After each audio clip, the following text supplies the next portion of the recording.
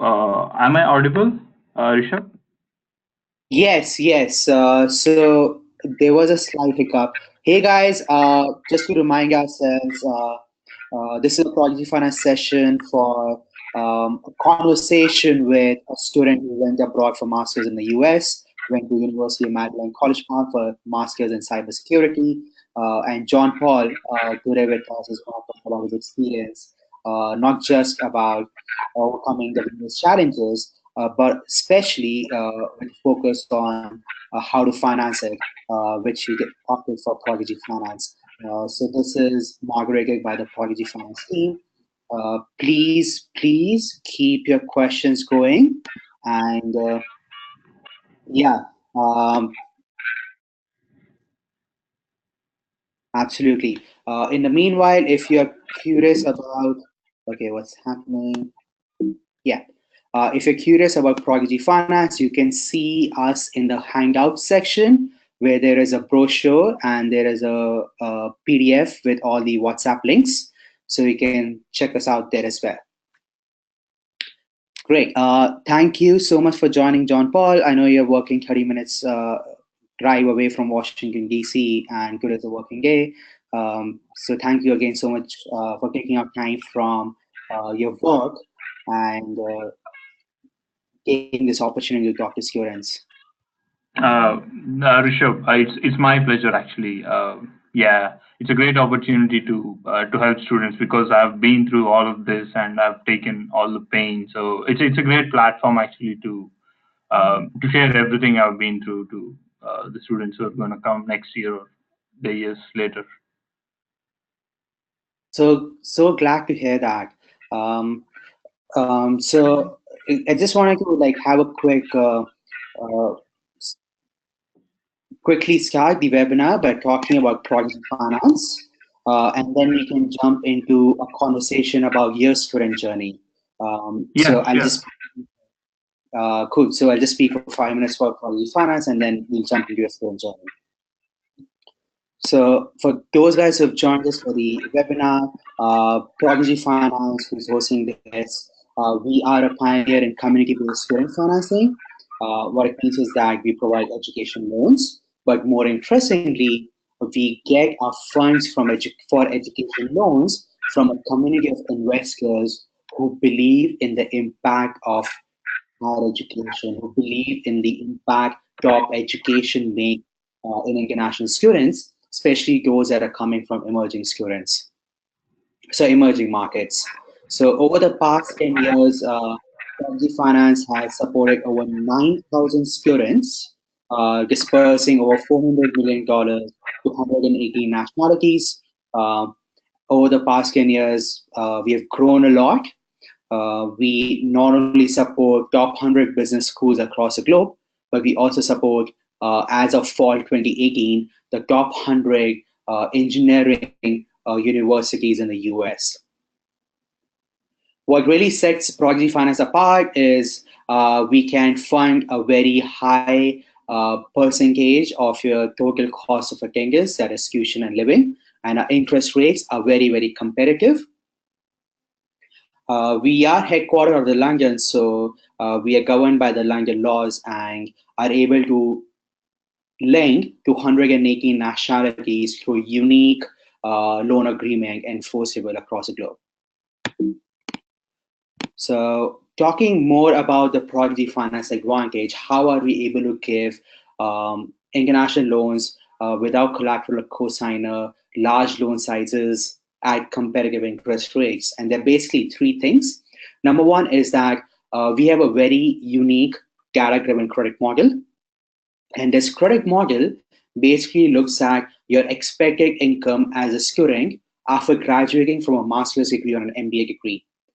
And what you're currently earning right now is usually not a true reflection of what you're expected to earn after graduating from a master's degree, simply because you have more skills to offer and you're able to command a higher salary in the job market. So Prodigy Finance has proprietary data models that's able to look at that. And there are people in the world who believe in our proprietary data-driven models. And thankfully, a lot of these people are alums, impact investors, and institutional investors who believe that international education makes an impact on a lot of students, who believe in our borderless credit model and invest in you guys, talented guys, through Prodigy Finance.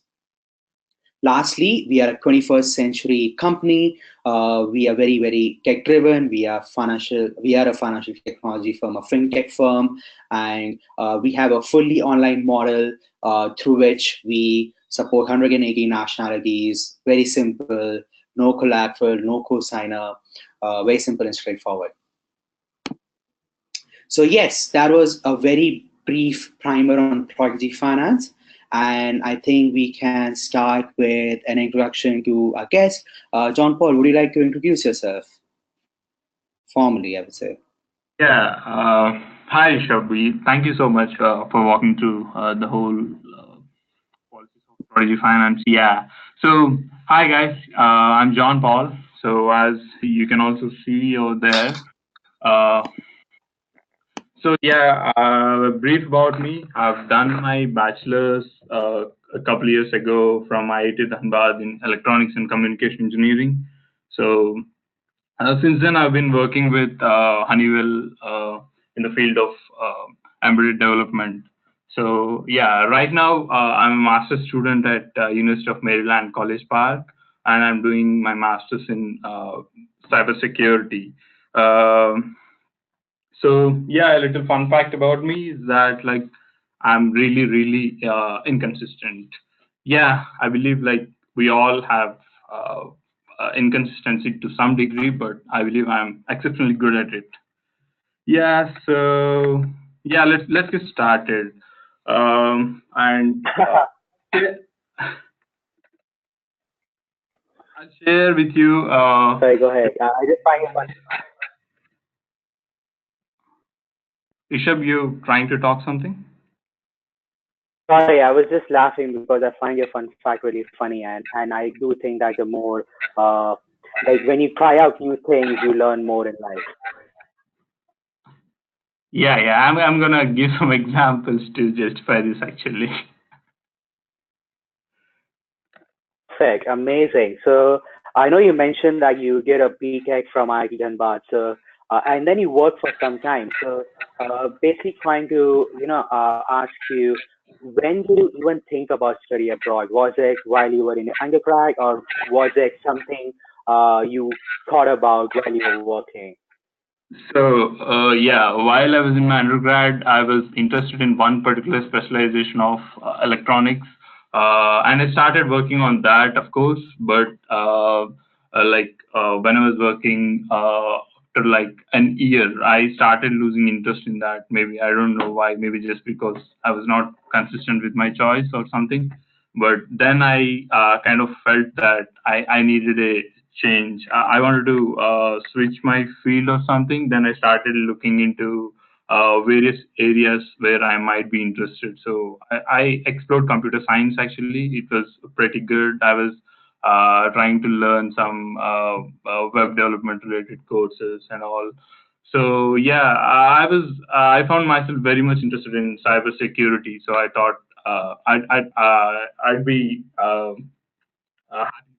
if I pursue it for lifetime. So yeah, that's the reason why I wanted to switch my field. And then why did I choose US? It's mostly because in that field, cybersecurity, none of the universities in India actually offer a good program in cybersecurity that has a I mean decent course structure. Not even IITs do that. None that I've seen. So yeah, so that's one reason I felt I should switch. Uh, and yeah, to start a new career in this field, so I'll actually need to have a degree in that because my undergrad is I'd not say irrelevant, but it's not focused totally on this specialization. So yeah, so after that.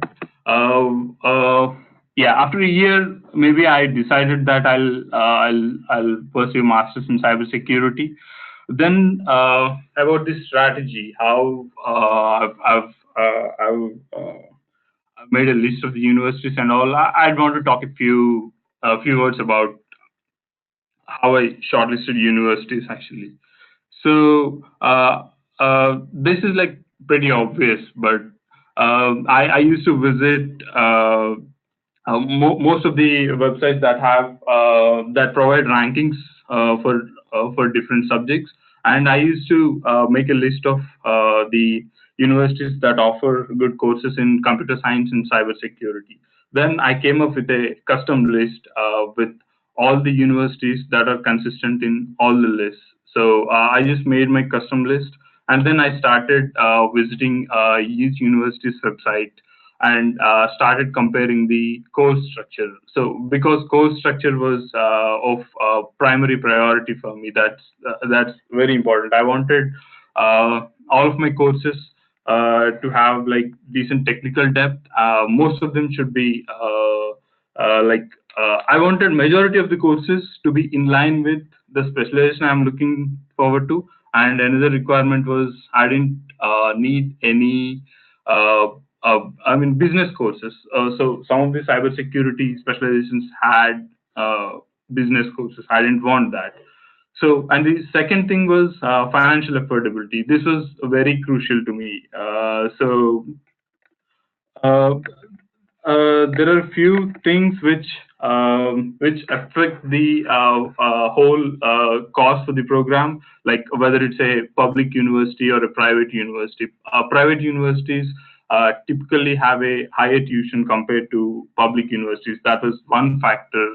I personally mostly avoided private universities, but I don't think that was the case with everyone. So and yeah, I went onto the website and calculated the total tuition fees, like the number of credits times the total cost per each credit. So I had a rough estimate of what would be the total cost for the program in terms of tuition. So, and then comes the living expenses part.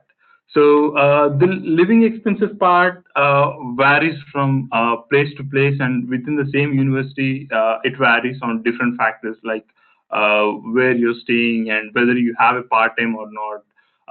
Having a part time or not having a part time makes a lot of difference. It's like you have $500 more every month if you have a part time, or if you have a grad assistantship or something, that would be way better.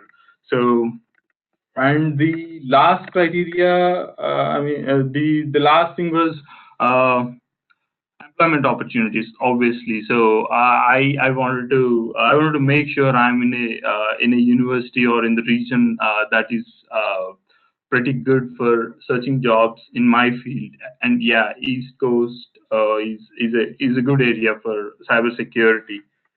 So that's pretty much about the ways I followed, or the strategy that I followed uh, to make a list of universities. And yeah, well, if you have any questions, you can anyways ask me during the QA, or you can just contact me with the email ID mentioned over there. So yeah, now that I have a list of universities, how did I finally choose UMCP over other universities? And it's actually two stages. One is even before applying, uh, I had to not all the universities that I've shortlisted. I'm not gonna apply to all of them. I just wanted to again pick a select few from them, apply to them, and then I'll have to choose one to attend. So then I've like considered several other factors, which universities I had better chance of funding, or better chance of uh, getting a loan. Basically, in case of University of Maryland, it met all the criteria that I had. The course structure was perfect, and the reputation. UMD has a good reputation, and I didn't have to take any of the business courses. I can take the total program in the technical part, like 100% technical courses. And yeah, the tuition part was also fine. It was a bit affordable compared to other universities. So in my case, especially in my program, what happened was it has a specific tuition fee which is common to both in-state and also international students. So that worked well for me. So the tuition was a bit affordable, and yeah. So this university being in the East Coast, I felt it was also good for the purpose of job hunt, and also the East Coast is famous for cybersecurity stuff. So yeah, and then once I had the admit and I'm here, I'll also want to share a few things like that's pre-departure stuff. Once you hear a few things where you might face a challenge, which I did. So I guess this might be helpful. So if you guys get some time right now, I don't know which stage of the admission process you're in. If you've got an admit or and waiting to depart, or if you got a visa, or if you haven't got a visa, or if you haven't started applying at all.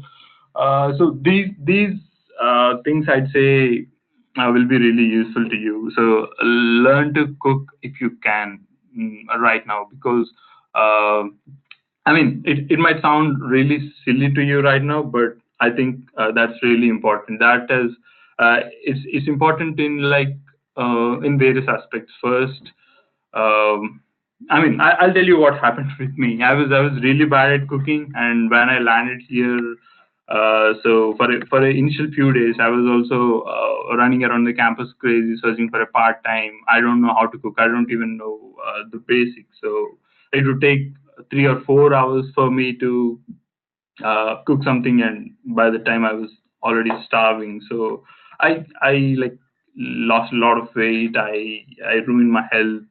This actually happened. I spoiled my health in the first few weeks just because I couldn't cook. And yeah, managing time is also a bit a really big hassle here, because we being Indian students mostly, we're not habituated to this kind of mentality, doing everything by ourselves. Like we're either at home or in hostels where we generally don't do this stuff. So here you'll have to attend your classes, you'll have to turn in your assignments in time, you'll have to work at a part time if you have any, you'll have to cook, you'll have to manage your sleep, and you'll have to also manage your social life. So yeah, that would be a challenge. So expect this phase to be here. However leisure your program is, I'm sure you'll be passing through this phase. And yeah, one and another important thing is, as I've already mentioned, having or not having a part time makes a huge difference in terms of finances, in terms of networking, in terms of managing your time. I mean, in a lot of aspects, it makes a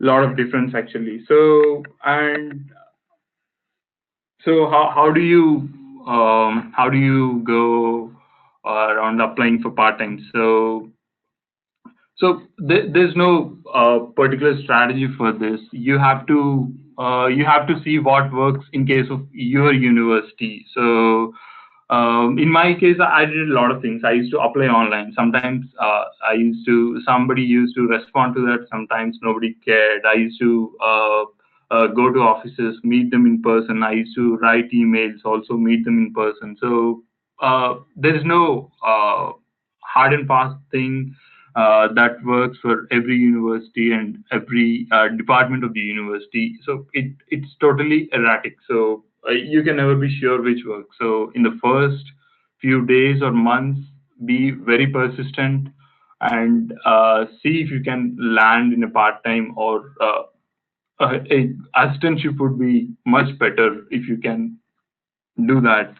So yeah, that's something about managing your finances. And yeah, so Uh, lastly, yeah, Rishabh, go ahead. no, no, no, absolutely. Thanks for sharing all this. And I believe you have a last point. Please finish that. Again, I'm seeing some questions from students, which I would love to check with you on. Okay. So should I be answering them now or should I continue? Do you have one more point? Yeah, you can continue and finish your last point, and Yeah. then we can do a few questions. Yeah, I know. I've been talking a lot, so I'll just wrap it up with this last thing. So I just wanted to share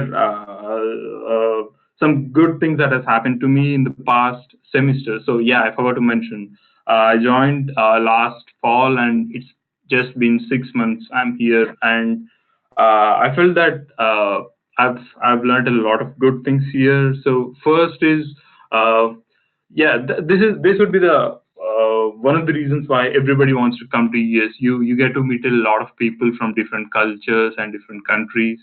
So and the struggle you put in to adjust to that, to the new culture, to new people, that's totally worth it. This is some kind of experience which everybody wants. And yeah, in my case, yes, I did enjoy the coursework as well. It was hectic. It was like I had to. It was a pain to stay on time with all the assignments and lectures, but I believe it's totally worth it because that's what I wanted. And one really important thing, which is like really generic thing, which everybody mentions, but something which you'll realize only when you go through that is you'll learn a lot of self dependency.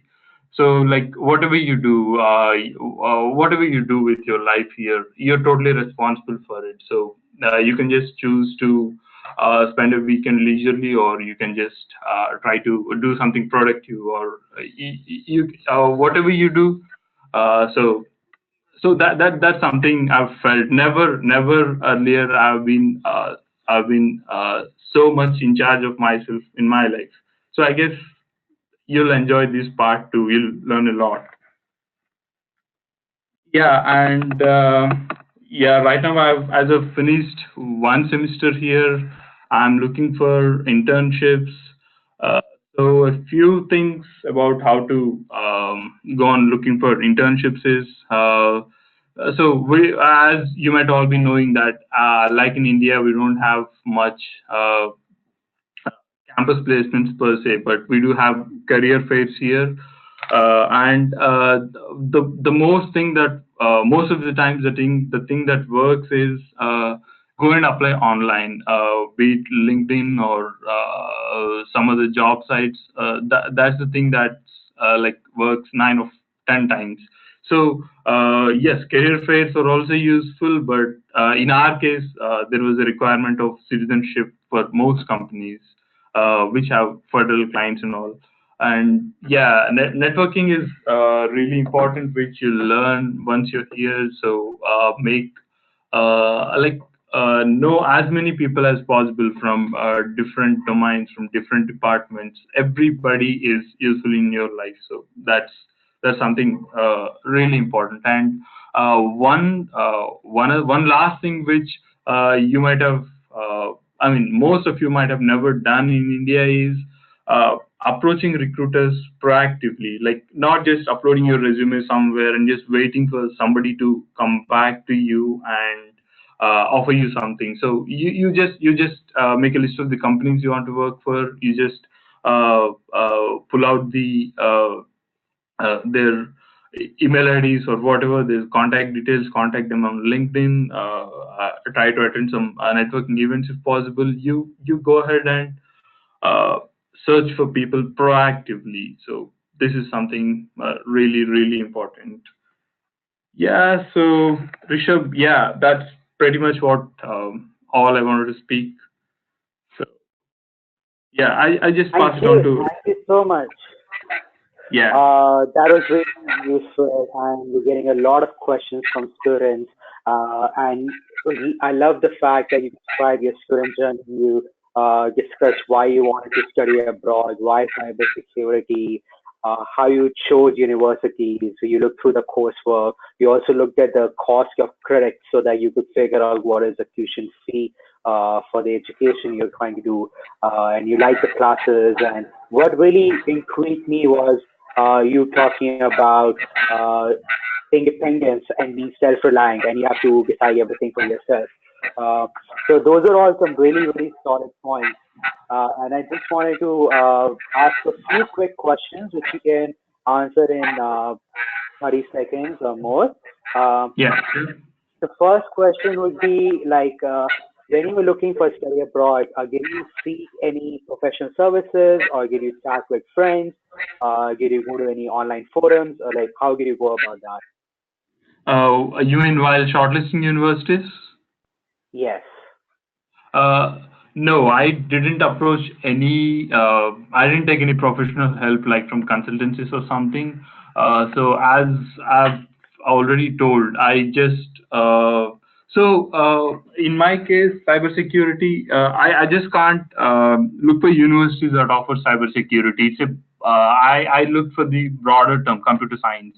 I just made a I just visited various websites, looked into the ranking, and not all rankings are the same. Sometimes not all are reliable too.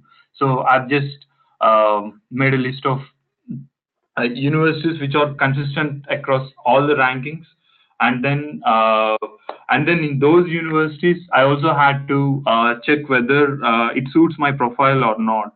Some universities might be ambitious, some might be safe, and some might be moderate, and I used to do that by talking to students who are already pursuing the same program. They check their profile. So yeah, this is one thing.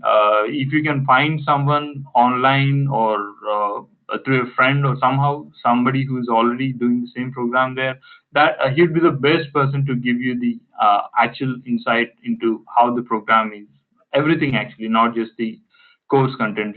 It's about everything. So that's how I shortlisted my universities. So I guess I've answered this. Great. Not unclear at some Yes. point, please. And you also mentioned your profile. Could you could you talk more about what you felt your profile was? So yeah, what I mean by profile actually is test scores, obviously. In case of University of Maryland, they were not so rigid about the GRE scores, but they were really, really particular about the TOEFL score or the IELTS score, whatever the standard English test score is. They're really strict about it. Like if I had a score above 100, I'd get an unconditional admit. But if I get a score between 90 to 100, I'd get an admit still, but with a program to do. I'm just giving an example. So this kind of profile varies from university to university. So the GRE score, the standard test scores, and if it's my program was a professional program, it was Master of Engineering program. So I didn't bother much about the research publications or something. Yeah, that would also add up to your profile if you are looking into masters in science program. Yeah, that's one thing, and yeah, the your statement of purpose. Whatever time you invest into your statement of purpose to craft a beautiful SOP, that is completely worth it. That would make a lot of difference. That would be a place where you explain all the stuff which you can't explain either in your resume or some things which your grade cards can't speak about. So SOP, statement of purpose, is one really important thing. Take time with it. You don't need to approach any uh, professional services, but get it reviewed by your friends or your teachers or somebody who's really good at writing. So Yeah, these all things add up. When you talk to somebody who's already there and you check whether you have these things uh, like good enough for that particular university, that's when you know that your profile is uh, good enough for that university. So there's no way you can say it's not binary. Whether nobody can say whether you'll get an admit or not, but it's always like uh, it's like a ballpark estimation. You'll know when you think your profile is uh, either suitable for the university or not. So that's how you evaluate your profile yourself, and also ask others to evaluate, compare it with people who've been there doing the program. So yeah, that's pretty much. Great. Thank you so much for sharing your profile. Somebody had a specific question. What is the GRE score? My GRE score was 316. And yeah, I'm not proud about it. My GRE score is really low, and I had like, yeah, this is one more thing I wanted to bring up. So if you don't have enough time, in my case, I had like just 1 week to prepare for that, as I was working and I had a project deadline. I couldn't manage to get more than a week. I had a really short time. So yeah, do your best on your GRE, and I don't think that would be everything it matters because yeah, SOP, your letters of recommendation. I don't know how I forgot this. So letters of recommendation also matter, and specific to GRE. Try to strike a balance between quant score and the verbal score. In quant score, make sure anything above 160 is good, and in verbal, anything above 150 is good. I just don't mean this for every university. It's a generic thing what I just said, but yeah, just visit. I don't think any university quoting a particular GRE number or figure. They just don't mention one particular cutoff for GRE. But yeah, the higher the better. It's anyways a negative filter, so don't stress much about it.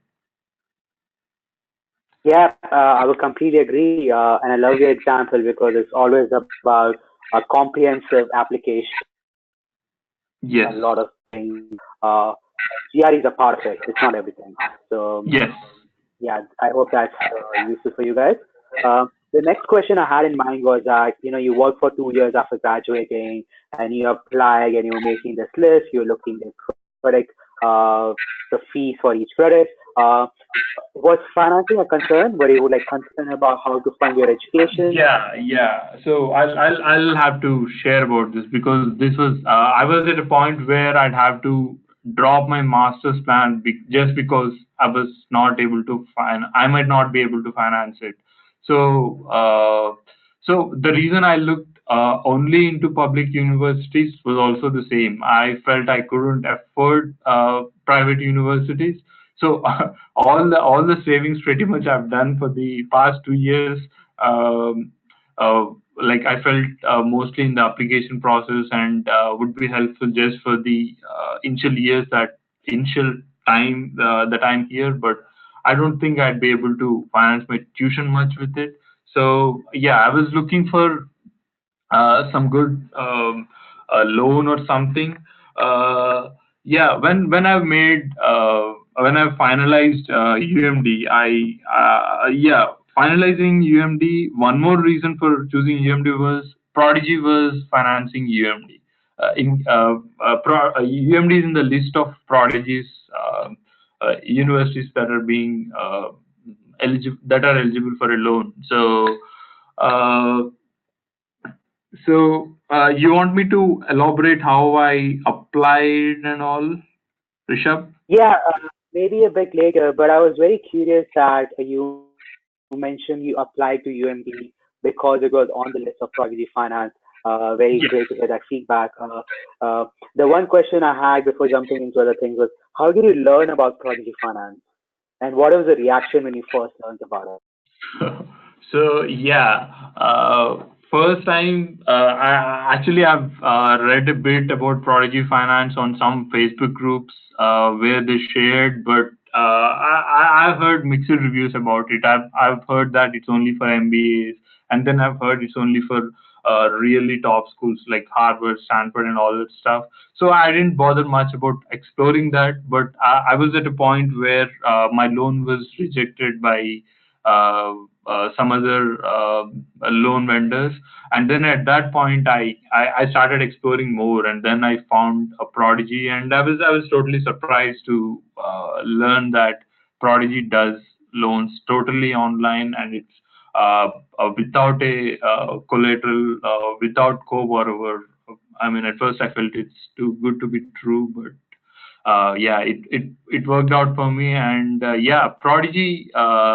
Like I really appreciate the way Prodigy service the whole process, right from the day of application to the day. In fact, I landed here totally with my trust put on Prodigy. I didn't have any other I mean, immediate backup option. So and it was totally online.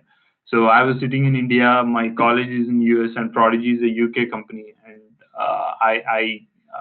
yeah. So that that I felt that was a kind of risk, but yeah, I didn't have any trouble at any point with Prodigy. And right now, and also one good thing with Prodigy is they used to disperse funds well way before the university disbursement date, and they used to do it directly to the bursar's account. I never had to take the trouble of converting some other currency to USD and then paying by myself and taking care of finances, and it was on time. So yeah, I'm really glad that I processed my loan with Prodigy in this aspect. Thank you so much for that. And yes, historically, Prodigy Finance did start with MBA programs and was only supporting limited universities. But now, for fall 2018, Prodigy Finance is supporting top 100 for engineering. Top 100, that's a big number, and we are supporting most of the universities that you would be looking to apply and attend. Yes, and I'm very, very grateful to hear all of those words. The key thing that really was I wanted to highlight was Prodigy Finance gives loans in USD. So you borrow in USD, the tuition fee is paid in USD, and that whole disbursement is managed by Prodigy Finance. So we work with the financial aid office of the university, and they give funds out in advance. So they would know, for example, for John Paul, they would have known well in advance that Prodigy Finance is going to disperse X amount towards his living and tuition. So thank you so much for that. Would you also like to talk about um your process with Prodigy Finance, the application process? You feel comfortable chatting with Prodigy Finance? You mentioned that everything was online. You sitting in India, going to US with a company based out of UK. Did you feel that your Prodigy Finance was accessible and all of those things when it comes to the application process? So yeah, I'll just brief about how process the loan. So as I told earlier, I was not sure about Prodigy. I didn't. I mean, I didn't have much idea about it. So I went with some backup option which I had, and even I processed my visa with that. So after that, when I've gone through the whole policy of Prodigy, and I've talked to somebody who in my university who has already taken Prodigy's loan and even attended his visa interview with uh, Prodigy's letter. So then I got some faith in Prodigy, and I started my application process. So it was like there was no co-borrower. I didn't have to provide any of my father's documents or any of my relatives' documents. It was just my financial documents for the past 2 years. My financial documents because I was working at that time, and it works this way. So out of the whole um, whole cost of the program, whatever loan you're requesting, you'll have to show the remaining amount. Let's say whatever the amount which is not covered in the loan but is part of the whole program. I was asked to show those funds which I had, and just for that stuff, I had to show my father's documents as savings. So apart from that, I never had to show any of my co-borrowers' documents. And yes, it was totally online. I even uploading the documents. All you need is a scanner at home. That's all. So I just upload the documents, and the responses were prompt from Prodigy whenever I emailed them, or I used to get assurance about the disbursement dates, or and even better thing was there are representatives on WhatsApp itself, and there are WhatsApp groups. So I just used to chat with them. So yeah, there was no point where I was Yes. uh, much worried about Prodigy. Yeah. Thank you so much. And yes, we have a very active presence on WhatsApp. So in the Hangout section, you can find a PDF with all of our WhatsApp group links, and join the one which is most appropriate. You can join our Prodigy Finance MS in US group 2 if you're looking for generic queries, and you can join a university specific one if you know where you're joining. Uh, so thank you so much for all of those answers. Next up, JP, I'm just gonna ask a couple of poll questions and then speak briefly about Prodigy Finance, and then we'll address some of the questions that are being asked specifically about your experience of studying MS. So I'll take a few minutes of the time. All right. Yeah. Sure. Great. So, audience, my first question to you guys would be, how did you learn about Prodigy Finance? And you could select one of these uh, four options.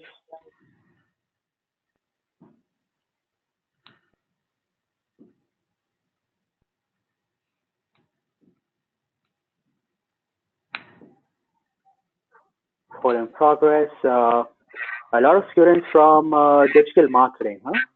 And few from online search.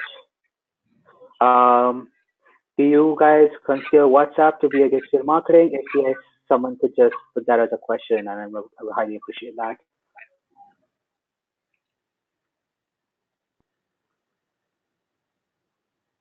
Perfect. So while the polls are still going, let me introduce myself. My name is Pritish. I'm a part of the Prodigy Finance India team. Rishabh, so I see there are a lot of process-related questions, and once we're done with the polling activity, I'd like to throw some of them at you, and you can share a few insights on the same. Would that be okay? Yes, yes, absolutely. Let's just complete this second poll, and then you can go through Prodigy Finance FAQs, which might answer a few of those process queries upfront. That's right. So Perfect. the next question is, like, what stage are you in the student life cycle? So have you got an admit? You have applied to schools? Okay, so most have shortlisting schools or got an admit or applied. So great, great, very diverse audience. For those who have applied to schools and those who have got an admit, you can still apply for a loan with Prodigy Finance. So please let us know which program and university you're attending, and we will enable you to apply for that program. Cool. Thank you so much for sharing the feedback. Um, Now, I'll just quickly jump to some of the frequently asked questions on Prodigy Finance. How does it link? It's a UK-based lender and we're governed by the Financial Conduct Authority, which is the SEBI of UK. What's really, really unique about Prodigy Finance is that our loan agreement is enforced in 118 countries. So, like John Paul mentioned, sitting in India, operating and processed in UK, and linked in US, all of these three countries, our loan agreement is enforceable, and another 115 countries across the globe. And how we can lend without a collateral or cosigner is because we understand the impact of education, and we have unique data sets and proprietary data science risk models that enables us to assess your risk without looking at collateral or your parents. Uh, we are not a bank. Prodigy Finance is not a bank. So we get our funds from a community of investors who believe in international education, who believe in higher education, and who believe in your ability to gain from this education and make an impact in the future and repay back their loans. Uh, so lots and lots of institutional investors now as well. For example, Credit Suisse, with whom we have developed the first financial instruments for investors who invest in higher international students. Uh, the next question, are you eligible? I know some people think Prodigy Finance is for MBAs or only top schools. Uh, Maybe a few years ago, yes, but for 2018, not at all. For eligibility, there's only one basic thing, that you should be attending a supported school slash university and program. As long as you're attending a supported school and program, you can apply with Prodigy Finance, and we support top 100 engineering universities in the US as well. There's no collateral, no cosigner required, and we give loans on your merit. The student journey is very straightforward. You have a quick online application. You receive a provisional offer with your loan size, interest rates, which are uniquely assessed by our data science model. And once you feel comfortable with that offer, you can accept it, provide simple documents, receive a confirmed letter, which can be used for I-20 and visa, like John Paul's friend used. And once you have that, you can go to the US, receive funds. The funds are dispersed to the university, and then you reapply for year two. There's a 6 months grace period, and then you pay every month after that grace period. So really wanted to summarize why Prodigy Finance, why it might be interesting for you or your friends. It's because there's no collateral or cosigner, there's no upfront payment, so there's no fee for that confirmed letter, and we do not ask for any payment, just 6 months of graduation. It's a super simple process, free loan letter for I-20 visa, large loan size, competitive interest rates. That's been speaking for some time. What's really unique also about Prodigy Finance is that we have an internal careers team that helps you with recruitment, because your recruitment is our repayment. And lastly, no prepayment penalty. So if you want to repay early, absolutely not a problem. So if you want to help us, work with us, you can join us as a growth hacker or as an ambassador. So if you want to be a growth hacker and promote Prodigy Finance in your undergrad, please, in your question box, just say growth hacker, and we will reach out to you with your details. So you can promote Prodigy Finance in your undergrad, but more importantly, you get an opportunity to learn execution skills and marketing strategy, and also work with an international fintech firm, which should be exciting, hopefully to a lot of you. And for those who have applied or got an admit and want to promote Prodigy Finance amongst their master's university or the incoming students in the master's university, you can apply to be an ambassador. You can apply only after you graduate. You get a loan offer from Prodigy Finance, but you do get some cool goodies and access to global networks, so you can apply for that as well. But please apply for the ambassador program once you have a confirmed letter with Prodigy Finance. But in the meanwhile, you can be a growth hacker with us. So in the questions part, please mention growth hacker if you would be interested, and we would reach out to you with details for that. So I see a few responses. Thank you so much. And if you are still interested, just put growth hacker in the question box, and we'll reach out to you. Great. So this is now the Q&A part, and Prakash, how do we want to go about it? I think the slide deck probably covered most of the basic questions over there. I think many of them were around the eligibility criteria. So would you be able to just re-emphasize the eligibility points for the candidates on this call today? Yes. So in terms of eligibility, there's only one eligibility criteria to apply for a loan with Prodigy Finance. Okay, and that is you should be attending a university and a program that Prodigy Finance can support, that our investors want to fund. Um, Prodigy Finance is supporting top 100 universities for engineering in the US, and we also support top 100 MBA business schools across the globe as well. All right, so this is how we fund. Um, to get an offer, you would need to show how you're funding the whole cost of education, where Prodigy Finance loan might be a portion of it. So if you're funding the rest by yourself, you might need to show your personal savings, or in case of John Paul, he showed his father's savings. So yeah, that's the eligibility criteria. No collateral, no cosigner, pretty straightforward. Thanks, Rishabh. I think that really helps. Just a follow-on question. A lot of candidates are asking, what if this school isn't listed? I can actually take this one. So if your school or university isn't listed, you can write to us at info@prodigyfinance.com, and we can get back to you if that would be possible or not. But pretty simple, straightforward. Just to, talk on the same points regarding the provisional offer that Rishabh mentioned earlier, that there's no cosigner and collateral offer required. The process is pretty simple. It'll roughly take you around 30 minutes on the online platform.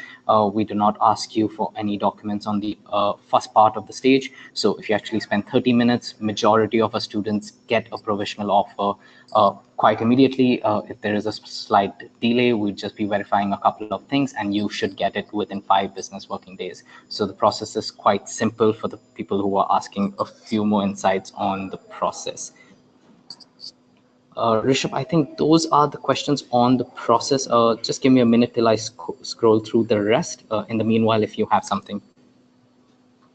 Yes, so I see one more question. I think I will go on and address this. Like the question is, say a student gets confirmed letter for year one, is year two a risk?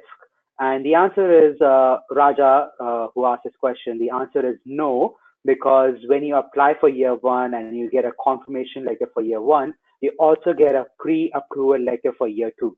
And this pre-approval letter from Prodigy Finance side tells us that we are happy to give you this amount for year two. We would just make some very basic checks from our end. And yeah, and you also know that you would be expecting this much amount from Prodigy Finance. Sometimes in the visa office, they ask, how are you funding your second year of education? And in that case, you can show the pre-approval letter as well. Perfect. I have a follow-on question regarding the disbursement of loans.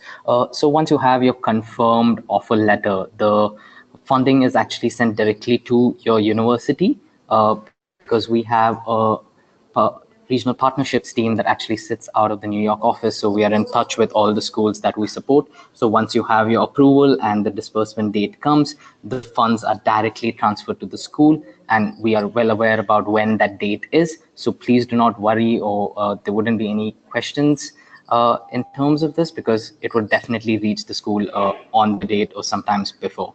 If it does reach late, Prodigy Finance will talk to the school, and if there's any penalty on the same, we will take care of it. I hope that answers your question, Rahul.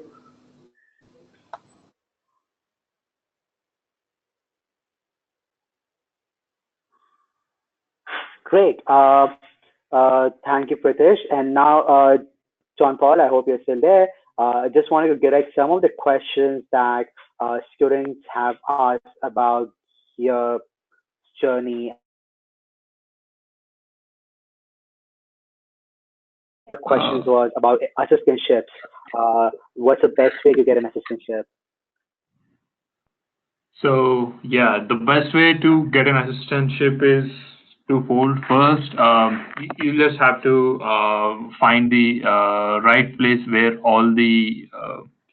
Can you hear me, Rishabh and everyone? Yes, I can hear you, and hopefully others as well. Okay, okay.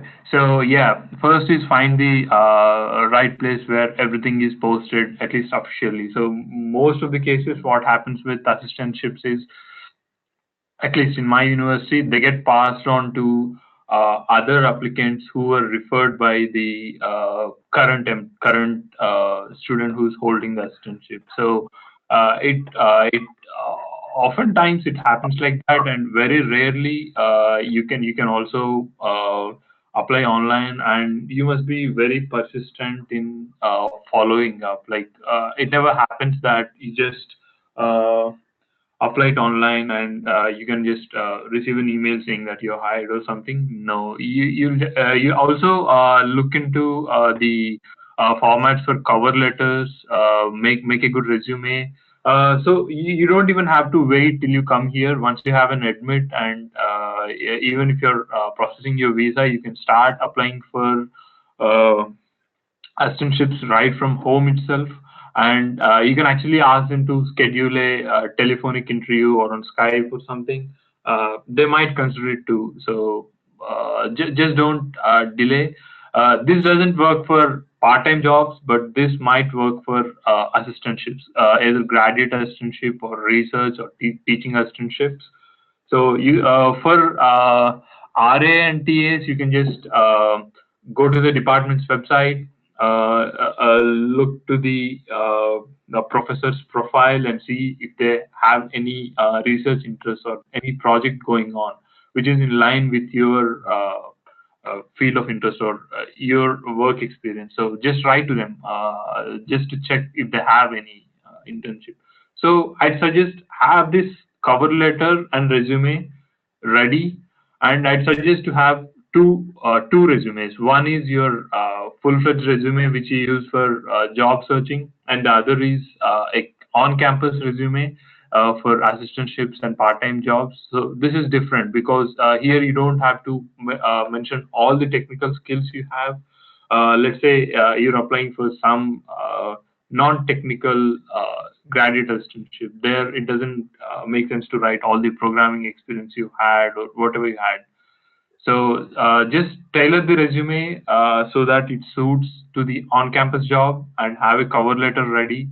So go through the job postings website every day. As and when you find it, just apply it, and then keep writing mails, and if possible, go and meet in person. Yeah, that's pretty much about it, and that's the standard way. And the other way is through networking. If you already know someone who is in that position, just be in touch with them and get to know when there might be a new position coming up, or when you might have a chance, or what strategies might improve your chance. They can help. So yeah, that's pretty much I can think of. Yeah. Thank you. That was really helpful. And there's one more student, attendee, Martha, who's actually applied to the same program as your cybersecurity, and just Okay. wanted to know more about uh, the job market in US and opportunities from your program. Yeah. So I don't want to disappoint you, but the thing is, most of the companies, when it comes to cybersecurity, most of the companies require some level of clearance, and that security clearance. And that clearance uh, uh, uh, varies with the current state of you in the US. I mean, current state in the sense, if you're a student, you'll have one level of clearance. If you have certain years of work experience, you'll have one level of clearance. So yeah, most of the companies that are either federal or that have federal clients are not open to international students. So yeah, I'm not happy about it. So you'll have to look into those companies that don't have any federal clients and that are completely private. So yeah, the opportunities are a bit limited, but yeah, that's about it. You'll have to be a bit aggressive in job hunt, especially in case of cybersecurity. And yeah, of course, you'll have to make you're doing really good, and if possible, also try to get a few certifications even before you join here. I don't know if you already have any, but if you don't, like, and that varies. Even in case of certifications, if you want to get into the technical path, there will be one type of certifications, and if it's managerial path, you'll have certain different certifications. So yeah, certifications really matter a lot in cybersecurity if you want to end up in a job. So just uh, make a list of those certifications and see whichever suits your interest, and I'd say pursue that. That's one thing. Yeah. And yeah, have all your improve your profile, and have a good LinkedIn profile. Try to do some contributions to the security community, either develop tools or like uh, if you have some good rankings online, like uh, as in bug hunting websites or somewhere, that would also help. So all these things contribute to your profile, and these things actually matter when you search for jobs. So yeah, to summarize, half of the jobs which are related to federal or closed for international students, and the rest half, I've just told you the uh, strategies to improve your chances. Yeah. Thank you so much for sharing that. So I think that covers most of the questions that students had about UMB and your journey. I'm just gonna launch a couple of polls about Prodigy Finance. In what stage of the application journey are you at? Have you applied, or have you submitted, have you registered on our website, or you're just curious about what Prodigy Finance is? So a lot of people are actually seeing are actually just curious about us. So, actually, you can just go online to a website and register your email is about our upcoming events, such as we might do more webinars with some of our students, and also we might do webinars about our loan application process as well. So please complete a quick poll if you haven't. Great. And I'll jump to the last poll of the day, and I hope I get a good response to this. And the question is, would you recommend Prodigy Finance to a friend? It seems like John Paul's answer is yes. I hope I'm speaking right for him. But please share what you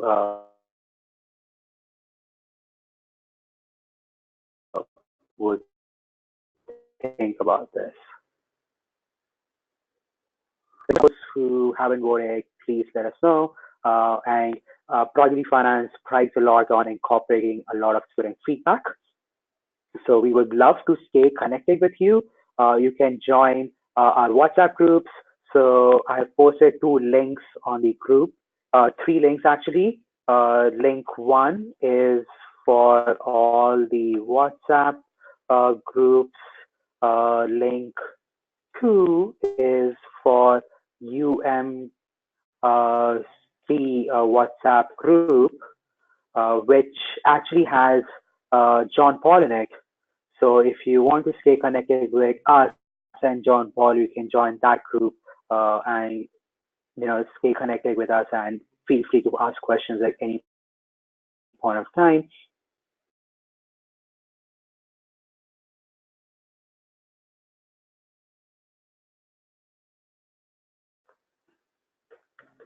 And the third group is a generic group for all the some of the curiosity you have.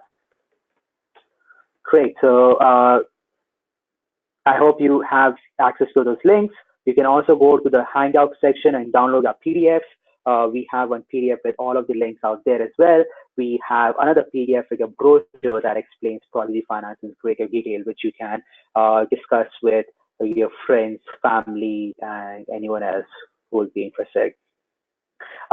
Thank you so much, John Paul, for joining this session. I know we have gone a few minutes past time, but that's just demonstrates how much you had to share with us, and very grateful for that. Would you like to end with some parting comments. Yeah, sure. My pleasure, Rishabh, actually. So, yeah, so I'd say everybody, I wish good luck, everyone. So, and if you have any questions or something, feel free to reach out to me either on email or on WhatsApp. Yeah, good luck, everyone. Thank you so much. Thank you so much for joining, and thank you so much, all of the attendees, for joining.